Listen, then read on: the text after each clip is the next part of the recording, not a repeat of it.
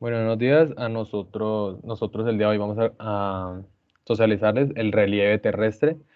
Mi nombre es Cristian Darío Marca Torres y mi grupo está conformado por mis compañeros Cristian Aldana, Luisa Linares y Juan Pablo Gavirán Zuta. Somos estudiantes de Ingeniería Civil, cuarto semestre. Vamos a empezarles hablando un poco sobre qué es el relieve. Bueno, el relieve es lo que se conoce como las alteraciones que presenta la corteza terrestre, ya que esta pues no es una capa similar en todo el territorio, puesto que presenta paisajes desiguales tanto a simple vista como en vista desde el espacio.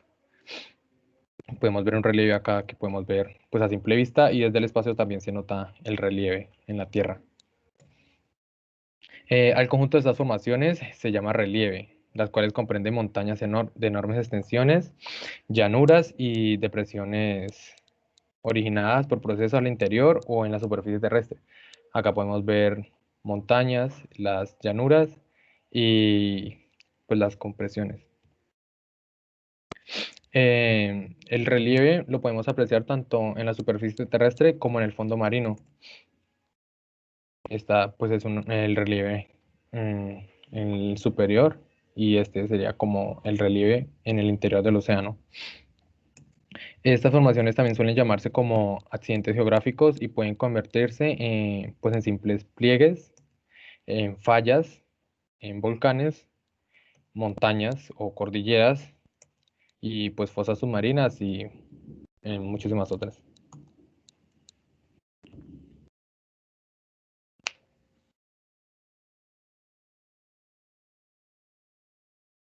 En la formación del relieve terrestre, primero tenemos que verificar cómo está formada la Tierra, las capas que tiene. Pásela. Aquí encontramos como un pequeño gráfico donde nos explica las capas que tiene la Tierra y dependiendo de estas va a depender cómo se va a formar el relieve. Siguiente.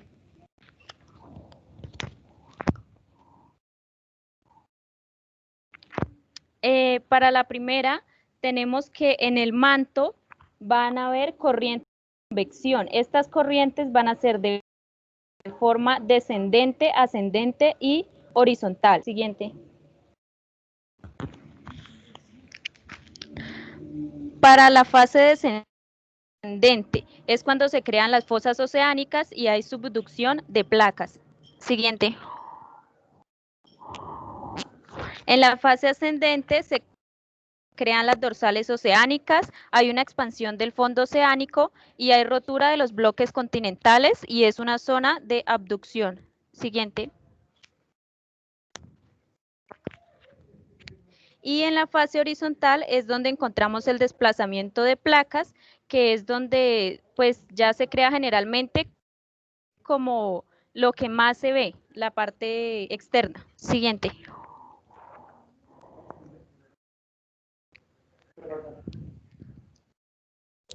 Dentro de la horizontal, que empezamos con el movimiento de placas, encontramos de primera, hay tres tipos de movimientos. Por colisión entre placas continentales encontramos que estas se acercan o chocan formando cadenas montañosas como el Himalaya. Siguiente.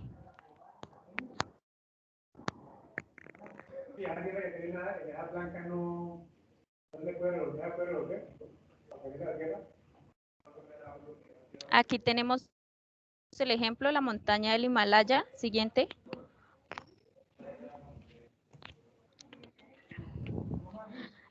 Aquí tenemos otro tipo de colisión entre placa oceánica y continental. Estas convergen, una desciende y la otra asciende y se forman cadenas de volcanes. Siguiente.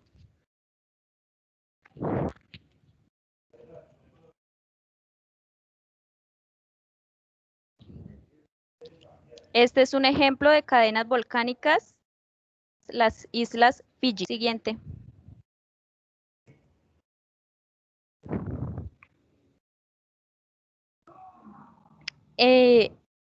Este es otro tipo de colisión entre una placa oceánica con una continental. La corteza oceánica se hunde y es absorbida por el manto. Esto también forma cadenas montañosas. En el siguiente hay un ejemplo.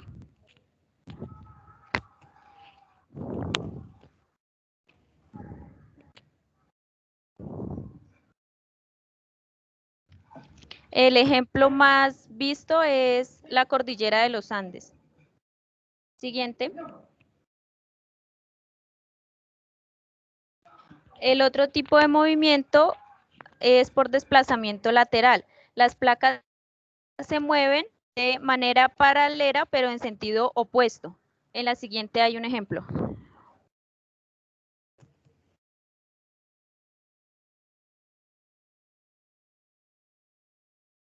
Esta es la conocida falla de San Andrés, es un ejemplo de desplazamiento lateral entre placas. Y la última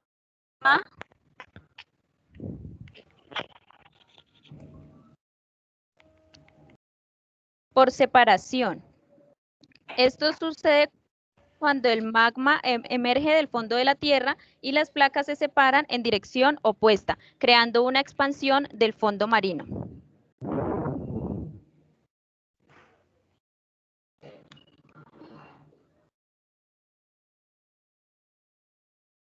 Bueno, para que ocurran los procesos externos, estos ocurren mediante la acción de algunos agentes geológicos externos.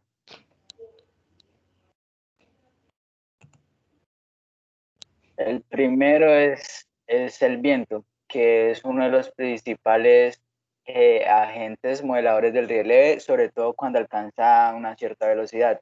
Este agente produce erosión, transporte y sedimentación. Siguiente. La erosión se realiza por deflación, que es cuando se levantan las partículas y son trasladadas a otro lugar. O ocurren por abrasión eólica, que es en la imagen de la derecha, que es donde las partículas levantadas por deflación chocan con las rocas y estas a su vez la desgastan. Siguiente. En el transporte de las partículas se trasladan en suspensión cuando son pequeñas, dando lugar a campos de Loess, como lo muestra ahí en la imagen. Siguiente. Ya en el proceso de sedimentación, al perder las partículas velocidad, estas partículas se depositan y forman pavimentos desérticos o dunas, que pues básicamente las dunas son acumulaciones de arena que el viento traslada. Y tiene formas semilunares o barjanes. Siguiente. El segundo agente geológico es el hielo, que básicamente se puede encontrar en las montañas y zonas polares, donde las precipitaciones son en forma de nieve y estas a su vez se acumulan y se compactan y ahí es donde se produce el hielo. El hielo produce erosión, transporte y sedimentación. La erosión ocurre cuando el hierro arranca las rocas al fluir. El transporte ocurre cuando el hierro arrastra los fragmentos de roca en su interior, que provoca estrías y superficies pulidas sobre las rocas. En la sedimentación, como observan en la imagen, se forman las morrenas que pueden ser laterales de fondo o frontales. Siguiente.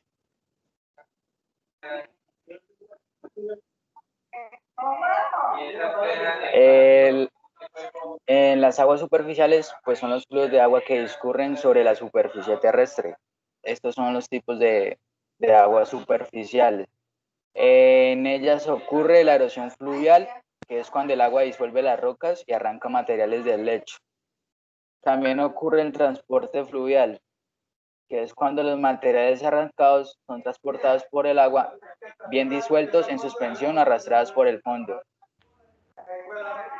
El último agente que ocurre ahí es la sedimentación fluvial, que es cuando ya los materiales se depositan en el fondo de los ríos y según el tamaño y colocados a favor de la corriente. Siguiente. El cuarto agente geológico básicamente se encuentra en las aguas subterráneas, que es donde se actúan disolviendo las rocas calizas y las rocas evaporíticas, dando lugar al llamado relieve kárstico. Siguiente.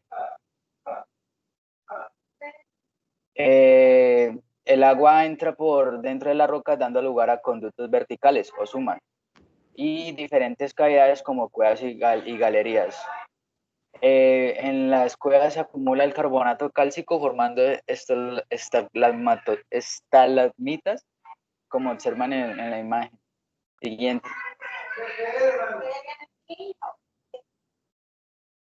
Ya el último agente externo es el mar, que básicamente presenta los mismos agentes que son el transporte, que se ocurre mediante las corrientes marinas. La sedimentación se produce en muchos sitios, aunque la más visible es en las playas. Y la acción erosiva del mar se da a las olas debido a su impacto y al arrastre de los materiales.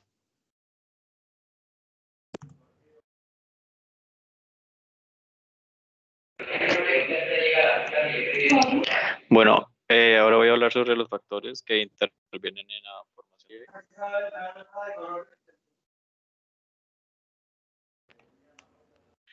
Bueno, principalmente para nombrar los factores que intervienen dentro del relieve, pues se puede decir que están clasificados en dos. Primero son fuerzas internas y la segunda son fuerzas externas. Siguiente. Dentro de las fuerzas internas, pues son todas aquellas que ocurren sobre la corteza terrestre y producen movimientos y choques entre sus divisiones. Siguiente.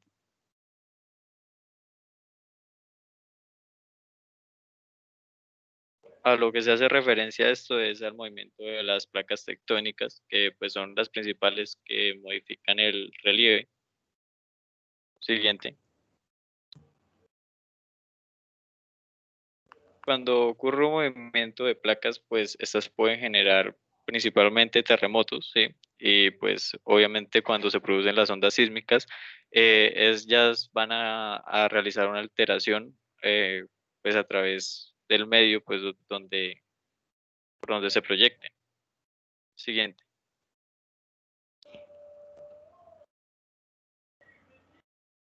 O pues por el contrario también se pueden generar tsunamis o maremotos, que también son uno de los principales factores que modifican el relieve. Siguiente. Otro de las modificaciones o bueno que realizan las placas tectónicas son la formación de montañas o cordilleras. Siguiente. O por otra parte también la formación de volcanes. Los volcanes pues también son uno de los factores que más actúan, ¿sí? En la formación o en la variación del relieve, ya que pues a partir de ellos surgen una gran cantidad de materia pues volcánica que está dentro de la corteza y pues llega a la superficie. Siguiente. Como son las rocas ígneas. Siguiente.